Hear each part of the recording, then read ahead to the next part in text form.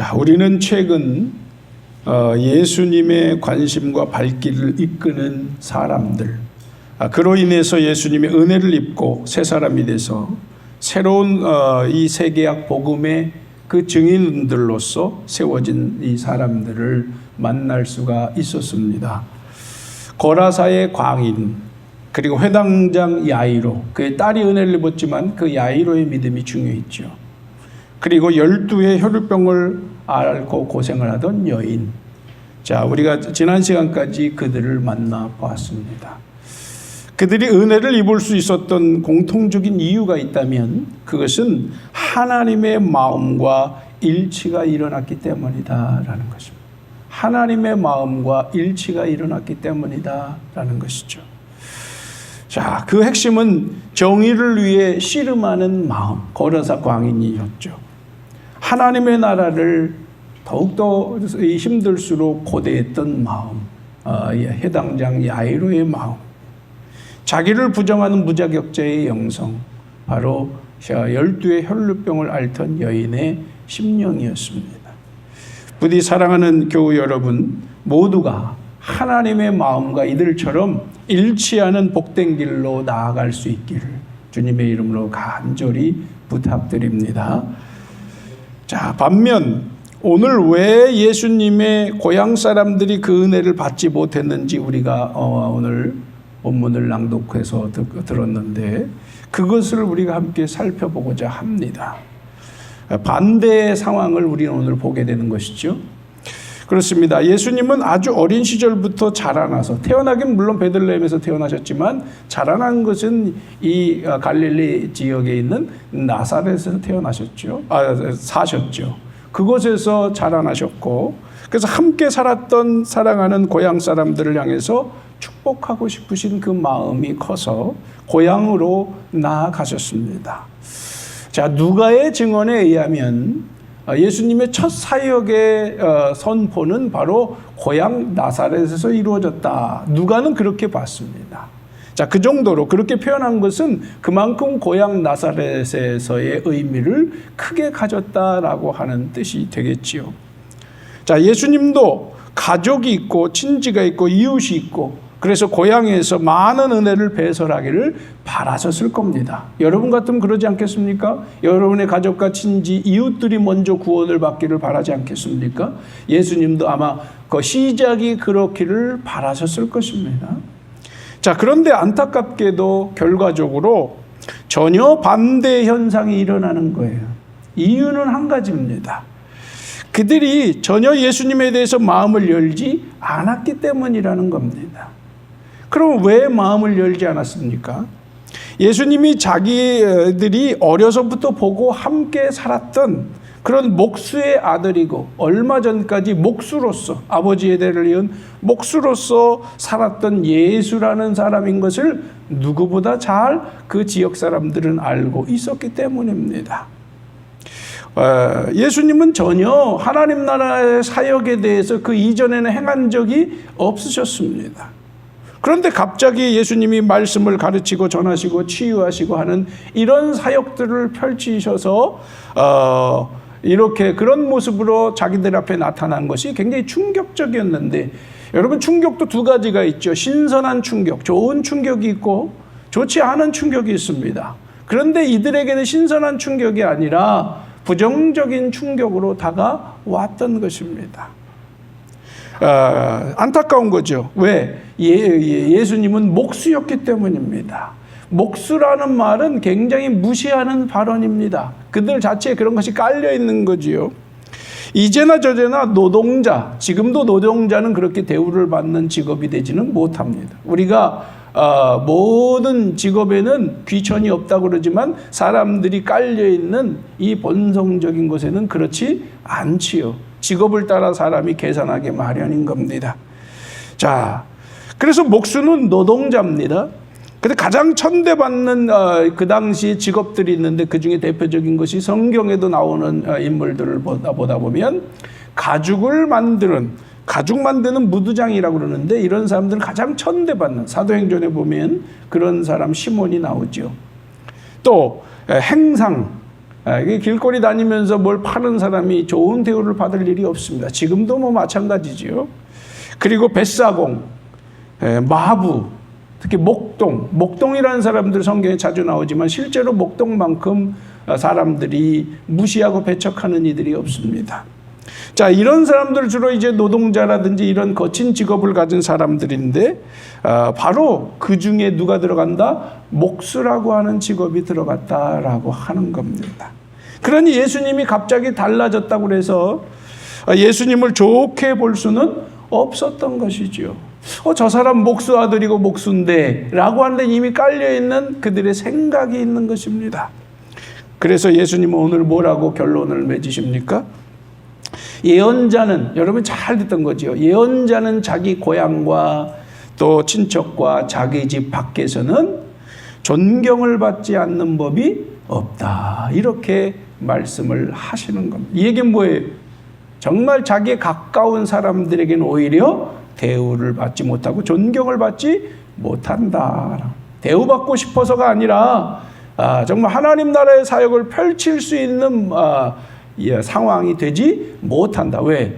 하나님 나라의 사역도 그 받아들이는 사람이 있어야 되지요. 그런데 그런 사람들이 지금 거의 없기 때문에 그런 일을 할 수가 없다라는 것입니다. 그래서 그들이 믿지 않았기 때문에 기적을 많이 여전히 행하지 못했다라는 것입니다. 그렇다면 구체적으로 우리는 오늘 이런 말씀의 상황을 가지고 고향 사람들이 은혜를 받을 수 없었던 이유가 무엇인지를 더 깊이 살펴보고자 하는 겁니다. 먼저 예수님의 고향 사람들은 숨어 계신 하나님, 따갑다, 숨어 계신 하나님.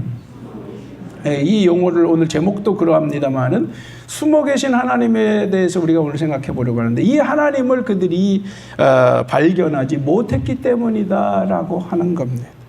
이미 우리가 알고 들어서 파악한 대로 고향 사람들은 예수님이 지금 나타나기 전에, 여기까지 오시기 전에 어떻게 살던 분인지 잘 알고 있지요.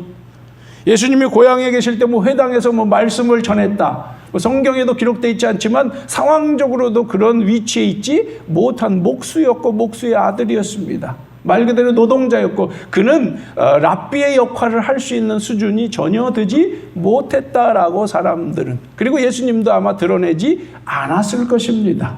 왜? 숨어 계신 하나님 아니십니까? 그래서 그 의미를 우리는 생각해 볼 텐데요. 그저 평범하고 어떻게 보면 그보다도 못한 부족한 직업을 갖고 있던 분이 바로 예수님 아닙니까? 노동자 아닙니까? 이제나 저제나 사람들은 아까도 말씀드렸습니다. 학벌이나 직업이나 여러 가지 그의 위치와 신분 이런 걸 가지고 판단하지 않습니까? 그러니 갑자기 나타나 회당에서 말씀을 가르치고 치유하시는 이런 사역을 예수님이 하신다고 그래서 사람들은 그것을 있는 그대로 받아들이지 못하는 거예요. 제일 여러분 은혜로운 것고 복된 것이 뭐냐면 있는 그대로 받아들이는 거예요. 근데 오늘 말씀 핵심 뭐예요? 있는 그대로 받아들이지 못한다는 것입니다. 예수님은 그래서 랍비도 아니고 하나님이 보낸 사람이다 라고 인정할 수가 없었던 것입니다. 여러분, 그런데 이렇게 따지다 보면은 결국 평생, 아니 영원히 이런 사람들은 하나님을 만날 수가 없게 될 것이다. 저는 분명하게 말씀드리는 겁니다. 왜 그렇습니까? 하나님은 언제나 스스로를 감추시고 숨어 계시기 때문이다라는 겁니다. 하나님은 어떤 분이시다? 자기를 감추시고 숨어 계신 하나님이시다라는 거예요. 여러분, 오늘 이 말씀이 우리에게 좀 깊이 다가와야 될 줄로 믿습니다. 우리는 이런 하나님을 언제나 잊어서는 안 된다는 겁니다. 예수님이 이 땅에 오실 때 모습이 어땠는지 우리는 기억해야 합니다. 이제 크리스마스가 다가오잖아요. 그렇죠? 몇 주 남지 않았습니다. 자, 크리스마스 때 우리가 생각하는데 그 의미가 굉장히 생각보다 깊은 것입니다. 자, 동방 박사들은 유대인의 왕을 만나려고 헤롯 왕궁으로 찾아왔어요. 왜? 유대인의 왕이면 누구라고 생각하는 거예요? 왕의 아들인 왕자로 태어난 자라고 생각하는 겁니다. 그래서 그곳으로 오는 거예요. 그런데 막상 아기 예수님은 어디에 계십니까? 저 베들레헴 한 구석에, 예루살렘에서 한 10km 떨어진 그런 베들레헴이라는 곳에서, 그곳에서도 자기 집이 아니라 마국간의 말구유에서 태어나셨다. 사람의 자리가 아니라 짐승의 자리, 사람과 짐승이 섞여 있는 곳입니다. 거친 사람들이 머무는 곳이고 짐승들이 머무는 곳에서 태어나셨고 누인 곳은 구유였다라고 하는 겁니다. 가장 낮은 자리, 사람들이 생각할 수 있는 가장 낮은 자리가 바로 예수님이, 하나님이 사람이 되신 것입니다. 자, 우리는 이것을 생각해야 한다는 것이죠. 자, 그리고 오늘 우리가 계속해서 다시 기억을 해야 되겠습니다만은, 그는 이스라엘의 왕자로 예수님은 사신 것이 아니라 오늘도 우리가 살핀 대로 가장 존재의식이 낮은 자리에 있을 수밖에 없는 그러한 목수로서, 목수의 아들이요 목수로서, 노동자로서 그는 평생을 사셨다라고 하겠습니다. 평생이라고 하면 그 예수님이 우리가 사람들은 33세까지 약 사셨다 그러는데 30년 동안 그렇게 사셨으니까요. 평생을 사셨다 해도 과언이 아니고, 나머지 3년 동안도 그는 노동을 했는데 무슨 노동을 했어요? 하나님 나라 사역을 위한 노동을 하며 살지 않았습니까? 그는 평생 노동자로 사셨다. 따랍다. 예수님은 평생 노동자로 사셨습니다. 이렇게 말한 사람은 들어보지 못했지만 저는 이렇게 말하고 싶고 그게 사실이다라고 하겠습니다. 자, 그는 다른 말로 가장 낮은 자리에서 태어나서 가장 낮은 자리로 사시고 가장 비천한 자의 모습으로 십자가에 죽으셨습니다. 십자가에 죽으신 가장 큰 죄인의 모습으로 죽으셨다는 겁니다. 예수님이 태어나셔서 돌아가시기까지 한 번도 그는 낮은 자리에서 벗어난 적이 없다라고 하는 겁니다. 그래서 누가 그럼 그런 분을 하나님이라고, 하나님의 아들이요 하나님이라고 말하겠습니까? 그래서 따라합시다. 하나님은 숨어 계신 분이십니다. 그래서 숨어 계시다는 것입니다. 여러분, 구약으로 가서 하나님이 보낸 사람, 하나님의 나라를 처음 펼친 사람, 그 누굽니까? 우린 믿음의 조상 아브라함도 있지만은 그것을 가장 대표적으로 보여준 이스라엘 공동체를 세운 사람은 바로 모세입니다. 모세라고 하는 사람은 그런데 태어나서 기구한 운명을 가지고 부모와 헤어져서 결국 어떻게 됐어요? 애굽의 왕자로 그는 살았습니다. 애굽의 왕자로 살았지만 그가 애굽의 왕자로서 뭔가 자기 동족을 위해서 해보려고 할 때 하나님은 그를 부르시지 않고 쓰시지 않았습니다. 결국 그가 도망자가 돼서 미디안에서 광야에서 양치기로 가장 비참한 하비루가 뭐예요? 가장 하발이 밑바닥 인생을 살던 사람이라는 뜻 아닙니까? 그런 정말로 바닥 밑바닥 인생을 살던 그때에 하나님께서는 그를 하나님의 종으로 부르신 줄로 믿습니다.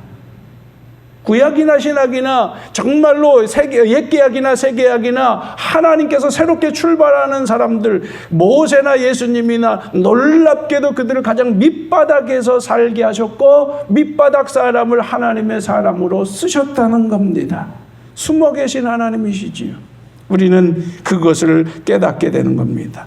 그럼 왜 하나님은 숨어 계실까요?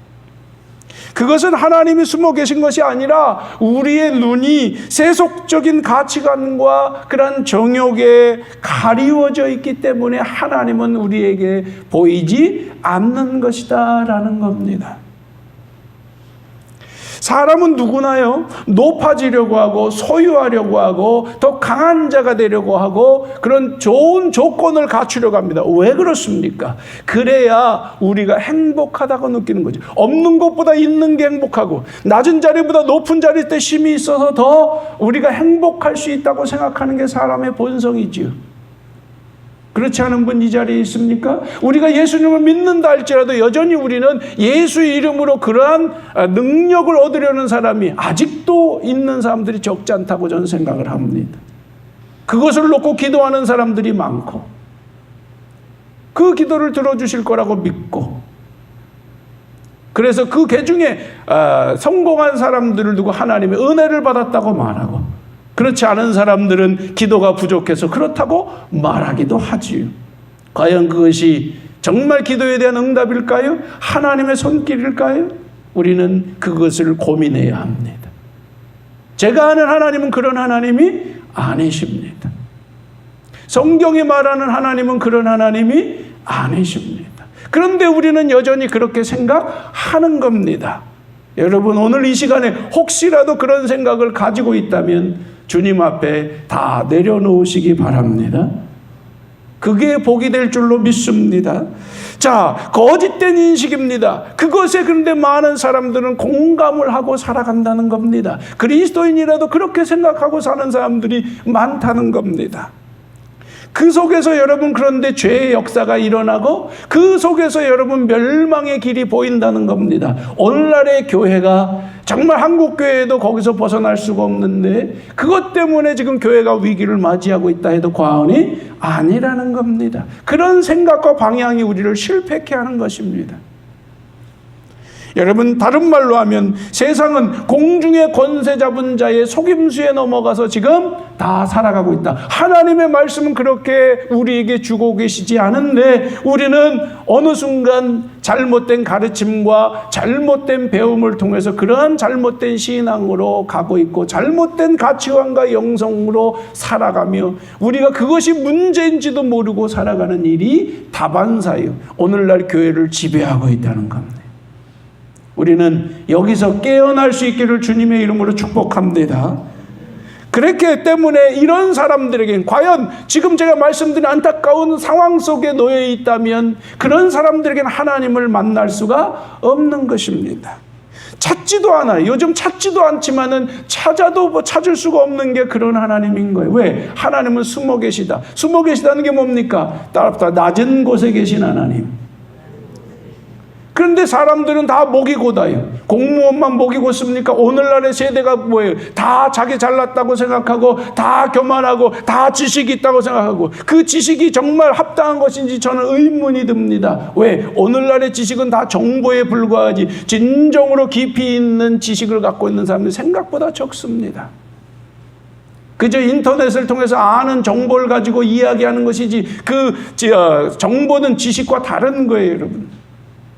여러분, 진정한 지식은요, 우리가 성경에서 제가 여러분에게 풀어주고 때마다 이렇게 선포하는 이런 것들 굉장히 중요한 지식이 되는 줄 믿습니다. 하나님이 주시는 지식이요, 그것이 세상의 이치를 깨닫는 지식이요, 그것만이 여러분을 진정으로 깨울 수 있다는 것을 깨달으시기를 바랍니다. 오늘날에는 정보들은 많고 그 정보에서 살아가는 능력들이 있는지 모르고 여러분의 직업 안에서도 그런지 모르지만 진정한 지식이 이 세대를 지배하지 못하고 있는 안타까운 현실을 살아가고 있습니다. 저는 안타까운 거예요.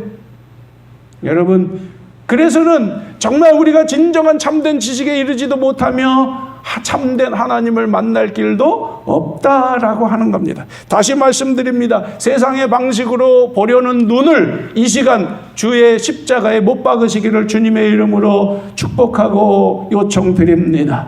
그런 마음을 가지시고 주님 앞에 다시 한번 자신을 점검하는 여러분 모두가 되시기를 주님의 이름으로 축원합니다. 그렇습니다. 하나님은 어디 계시다고요? 세상의 눈으로 보면 보이지 않는 낮은 곳에 계십니다. 가장 밑바닥에 계십니다. 우리의 고뇌와 아픔이 있는 곳에 계십니다. 눈물이 있는 곳에 계십니다. 그래서 우리는 하나님을 만나려면 어떻게 해야 될까요? 숨어 계신 하나님을 만나려면 우리는 오늘 예수님의 고향 사람들처럼 해서는 절대 만날 수 없다라고 하는 겁니다. 이들은 어떤 사람들인가요? 여러분, 오늘 예수님에 대해서 이들이요,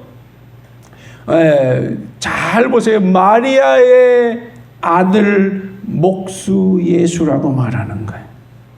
마리아의 아들이란 뜻은 무슨 뜻입니까? 여자의 아들이라는 것은 사생아란 뜻입니다. 물론 예수님이 사생아가 아닌 것은 그들을 잘 알고 있습니다. 예수님의 육신의 아버지는 요셉이지요. 그런데 요셉이 일찍 죽었어요. 일찍 죽으니까 이제 한 오래 10여 년 이상을 누구랑 살았어요? 어머니랑 살았어요. 그러니까 마리아의 아들이라는 것이 익숙해졌는데 결코 예수님은 사생아가 아니죠. 그럼에도 불구하고 사람들은 마리아의 아들이라고 부른 것은 뭘 의미하는 걸까요? 예수님을 낮춰 부른 겁니다. 가장 모욕적인 표현을 쓴 것입니다. 그리고 목수다.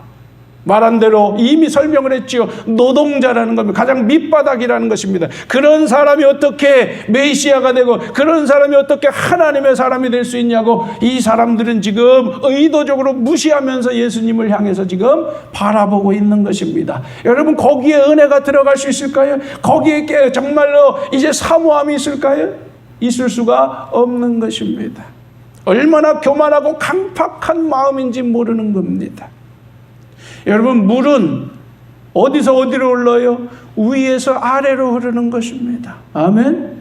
은혜의 물도 똑같은 줄로 깨달으시기 바랍니다. 은혜의 물도 위에서 아래로 흐르는 거예요. 하나님이 계시다면 아래에 있는 사람, 마음이 낮은 자에게 은혜가 임하는 거예요. 오뚜기는 넘어지지 않지요. 왜?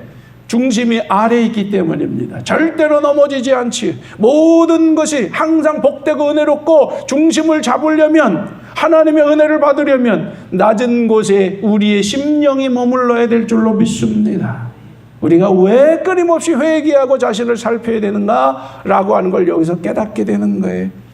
여러분, 우리가 이전에 그럼 한 3주 동안만 살펴보자고. 이전 3주 동안 다시 돌아보는 거예요. 다 여러분이 기억하는 겁니다. 첫 번째, 거라사 광인 어떤 사람입니까? 모든 사람이 멸시하던 사람이, 그가 숨겨진 말로는 의로운 것 때문에 그는 멸시당한 겁니다. 그렇죠? 모함을 당하고 억울한 일 당하고 그래서 멸시를 당하던 사람인데 하나님의 은혜는 그리스도께서는 그를 향해 나아가신 줄로 믿습니다. 보십시오. 야이로 어떤 사람입니까? 평소에 하나님의 나라를 열망하던 영적 지도자였습니다. 그러다가 딸의 문제로 인해서 그 마음이 크기 때문에 딸의 사건이 벌어진 거예요. 그래서 결국에는 딸의 사건으로 해서 주님 앞에 나아갈 수밖에 없는 상황을 주셨고, 그래서 그에게 은혜가 임한 줄로 믿습니다. 여러분, 이건 그냥 우연히 일어나는 게 아닙니다. 여러분, 또 12해 동안 고통받는 이 여인 어떤 사람입니까? 정말 무자격자의 영성으로 자신은 아무런 은혜를 받을 자격이 없다는 심정으로 주님 앞에서 옷이라도 만지면 이게 마지막 그의 방법이었고 하나님이 주신 감동이었던 것이고, 그래서 은혜를 받았어요. 특징이 뭡니까? 이 사람들은 한결같이 가장 낮은 자리의 심령으로 나아갔던 사람들이다 라고 하는 것입니다. 여러분, 사람은 약하기 때문에 각양 질병으로 인해 고통받을 수 있습니다. 그리고 또 실패할 수 있습니다. 여러분, 그러나 여러분의 질병의 고통이든 어떤 실패와 역경이든 이것은 은혜를 받을 수 있는 초청장임을 믿으시기 바랍니다. 오히려 그런 상황이 왔을 때 나 같은 인생에게, 이 비천한 인생에게 주님이 은혜를 주시려는가, 그 간절함으로 나아갈 수 있기를 주님의 이름으로 축복합니다. 그런 사람, 그 간절함 있는 사람, 그 낮은 마음 있는 사람의 은혜가 임한다는 것이지요. 그래서 여러분, 고난이라는 건, 역경이라는 건, 위기라는 것은 은혜 따갑다, 은혜로의 초청장입니다. 단지 불청객이 아니라는 것이지요. 여러분, 이것을 우리가 다시 한번 깊이 새기시고 정말 내가 주님의 초청장을 받고 있는가를 헤아려 보시기 바라고, 그렇다면 감사함으로 주님 앞에 더 매달리시기를 바랍니다. 매달리시기를 바랍니다. 매달리는 자에게 그 은혜가 임하는 줄로 믿습니다. 거기에는 역경이 있고 방해가 있고 여러 가지 만만치 않은 일이 있지만 그걸 뚫고 가야 되는 것도 있습니다. 뚫고 가지 않는 자에게는 은혜가 임하기가 쉽지 않은 거지요. 왜? 은혜 받는다는 건 결코 만만한 얘기가 아닌 것입니다. 여러분, 은혜 뒤에는, 앞에는 항상 죄가 있고 장애가 있고 많은 문제들이 우리 앞에 있어요. 인생이 그러한 거예요. 죄가 있고 장애가 있는 게 인생의 연약함이고 어리석은 것입니다. 그걸 뚫고 나아가는 여러분의 기도의 영성이 있을 때 주님의 은혜가 여러분과 함께하게 될 줄로 믿습니다. 그걸 뚫는 과정이 여러분이 낮아지는 과정이에요. 여러분, 뚫지 못하는 사람은 여전히 마음이 높아질 수밖에 없을 것입니다. 뚫으시기 바랍니다. 만나시기 바랍니다. 낮은 곳에 계신 주님을 만날 수 있는 영성이 되시기를 주님의 이름으로 축복합니다. 그를 위해서 여러분 함께 기도해 주시기 바랍니다. 한 개인만을 위해서, 자신만을 위해서, 가족만을 위해서가 아니라 여기 여러분 공동체, 눈으로는 봐도 코로나가 안 옮겠죠. 서로 한번 좀 진심으로 쭉 살펴보세요. 이런 분이 계세요. 함께하지 못한 분도 계시면 서로 좀 봐주세요. 자, 내가 누구를 위해 보려니까 왜 안 봐요? 서로를 봐주세요. 내가 누구를 위해 기도해야 될지 아시겠습니까, 여러분? 진심으로 서로를 위해서 함께하지 못한 분들 계십니다. 질병으로 허덕이는 분들 계십니다. 우리 송기승 권사님 가정, 그리고 여기 우리 정창원 권사님, 정말 여러분이 많이 기도해 주시기 바라고요. 또 다른 가정들, 함께하지 못한 가정들, 알든지 모르든지 서로를 위해서 기도하다 보면 느껴질 수도 있고요. 정말 서로를 위해 기도해 주시기 바랍니다. 공동체를 위해서, 서로 지체들을 위해서 기도하는 게 곧 누구를 위해 기도하는 거예요? 저 자신을 위해 기도하는 거예요. 서로를 위해 기도할 때 여러분에게도 은혜가 임하고 우리 지체들에게 이 은혜가 임해서 우리 함께 복이 될 줄로 믿으시기 바랍니다. 이런 간절한 마음이 커질 때 주님의 심정이 임하는 거예요. 여러분, 여기에 하나님 나라가 임하는 거예요. 그럴 때 야이로의 은혜가 임하는 거예요. 아멘. 여기에 정말로 놀라운 거라사의 광인에게 임했던 은혜가 임하는 거고, 여기에 12의 혈루병을 걸린 여인의 은혜가 우리에게 그럴 때 임하는 줄로 믿습니다. 나만을 위해 기도하지 말고 서로를 위해 기도할 때 기도의 시간이 길어지고 깊어지게 될 줄 믿으시기 바랍니다. 우리가 무엇을 위해 현실적으로 기도해야 되는가? 기도는 막연한 게 아니에요. 여러분, 기도할 게 없다는 사람은 믿음이 없는 걸 말하는 거예요. 기도할 수밖에 없는 존재가 돼야 되는 거예요. 누구를 위해서? 따뜻하 공동체를 위해서. 공동체를 위해서. 공동체를 위해서. 지체들을 위해서 기도해 주시기 바랍니다. 가정에서 기도해 주시기 바랍니다. 김혜경 권사님이 지금 요즘 코로나 때문에 새벽기도 못 나오시다 보니까 못 나오시는데요. 항상 가정을 위해서 기도해 주시는 대표적인 분이, 여러분 정말 김혜경 권사님에 감사하시기 바랍니다. 그 은혜가 여러분에게 많이 임한 줄로 믿습니다. 여러분 지금도 집에서 하시겠지만은 여러분 정말 같은 마음으로 그런 기도를 할 줄 아는 교회가 되어야 될 줄로 믿습니다. 물론 다른 분들도 그렇게 하셨겠지만 앞으로는 더 열심히 같은 마음으로 기도에 동참해야 될 줄로 믿습니다. 이게 복을 부르는 유일한 길이다 라고 하는 겁니다. 무엇보다 언제나 겸손하게 사모하는 마음으로 주님 앞에 나올 수 있기 바랍니다. 오늘 보십시오. 오늘 보십시오. 정말로 누가복음에 보면은요, 누가복음 병행 본문에 보면은 예수님의 이 말씀과 사역을 전혀 받아들이지 못하는 이 사람들을, 고향 사람들을 두고 예수님께서 너무 가슴이 아파가지고 이렇게 두 가지 예화를 드셨어요. 야, 저 수백 년 전에도 이런 일이 있었다. 무슨 일이 있었냐? 저 엘리야 때에 이스라엘은 아무도 은혜를 받을 자함이 없었는데 저 이방의 시돈 땅에 사르밧 과부는 은혜를 받았다. 왜 받았냐? 자기도 힘든 중에 있지만은 정말 안타깝게 힘들어서 배고파서 고통스러워서 내게 먹을 거 있으면 그 마지막 남은 음식이라도 내게 나눠줄 수 있어 라고 했을 때 이 여인이 자기도 먹고 이제 아들하고 죽으려고 그러는데 너무도 이 사람의 소원이 간절한 것에 그래 한 끼 먹고 주구나 안 먹고 주구나. 그래 내가 이 사람이 누구예요? 엘리야였던 거죠. 엘리야에게 음식을 마련해서 주었고 그랬을 때 그 집이 기름이 마르지 않은 줄로 믿습니다. 복을 받은 줄로 믿습니다. 굶어 죽은 게 아니라 그 가뭄을 이겨낼 수 있는 복을 받은 줄로 믿습니다. 그게 이방 사람이었다는 거예요. 또 한 사람을 예수님이 예를 듭니다. 그 다음에 엘리사 때의 사람이, 엘리사 당시에 아람의 장군, 아람 사람이, 그 적국의 사람이 아람 장군 나만이 나왔는데 처음에는 그가 순종하지 못했지만은 그 시종의 이야기를 듣고 그가 마음을 열고 응답해서 하나님의 말씀, 엘리사를 통해 선포한 하나님의 말씀에 응답을 했어요. 응답을 한 결과 뭐예요? 그의 그 문둥병이 나은 줄로 믿습니다. 깨끗함을 입었다. 그런데 이스라엘에는 수많은 문둥병 환자가 있었지만 그 은혜를 입을 자가 없었다라고 하는 겁니다.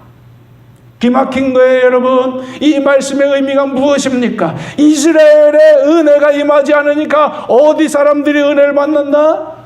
저 이방 사람들이 은혜를 받는다. 오늘 고향 사람들도 똑같은 겁니다. 고향 사람들이 은혜를 받지 못하니까 어떤 일이 있다? 예수님께서 거기서 그래서 그래도 소수의 병자들, 그래도 마음이 간절한 병자로서 마음이 간절한 사람들은 예수님에게 사모함이 있어가지고 은혜를 입었고요. 그래서 예수님이 6절 후반절을 우리가 읽지 않았습니다. 이에 모든 촌에 두루다니시며 가르치듯 다른 곳에 가셔서 은혜를 나누신 줄로 믿습니다. 그러면 그곳에 있는 사람들은 그 은혜를 받지 못하고 나중에는 은혜로 임하지 않으면 뭘로 임하냐? 화로 임하게 되는 거예요. 동전의 양면입니다. 구원이 아니면 심판이 되는 거예요. 결국에는요, 여러분. 우리가 이런 말씀을 통해서 깨닫기를 바라는 것은 설교를 들을 때, 예배에 참여할 때 우리가 어떤 마음이어야 될지 사모하는 마음이시길 바랍니다. 사모하는 마음이시길 바랍니다. 겸손하게 내가 뭘 알고 있는 것처럼 착각하지 마시기 바랍니다. 들었다고 해서 내가 다 안다고 생각하지도 마시기 바랍니다. 정말로 겸손하게 들어야 돼요. 이렇지 못한 것은 대부분 신앙생활 오래 한 사람, 저 얘기 아는 얘기야, 들은 얘기야. 그랬을 때 여러분 이미 은혜가 달아나고 마는 거예요. 마귀가 쪼아먹고 마는 것입니다. 절대로 안다고 생각하지 말고, 들었다고 생각하지 말고, 그 말씀이 오늘 내게 주님의 말씀으로 들리시는 축복이 있기를 주님의 이름으로 축복합니다. 그럴 때 여러분에게 그 말씀이 회개가 되고 그 말씀이 정말 진정한 믿음의 큰 권세가 될 줄로 믿습니다. 여러분, 이런 역사가 우리 모두에게 있어야 될 줄로 믿습니다. 한마디로 핵심이 오늘 뭡니까? 오늘 고향 사람들은 마음이 닫혀 있기 때문에 은혜가 임하지 않은 겁니다. 마음이 열려 있어야 되는데, 열려 있다는 것은 겸손한 사람을 말하는 거예요. 낮은 자리에 있는 걸 말하는 거예요.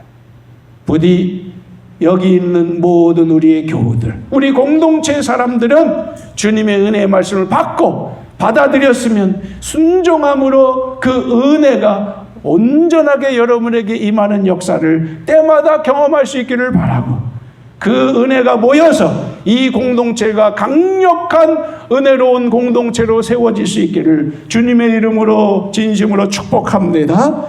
기도하겠습니다. 사랑과 은혜가 충만하신 주님, 오늘 말씀을 통해서 우리가 고향 사람들, 예수님의 고향 사람들의 그 굳어진 마음, 어리석은 마음이, 그 높아진 마음이 결국엔 주님의 그 놀라우신 구원의 은혜를 거부하고 받아들일 수 없게 만들었습니다.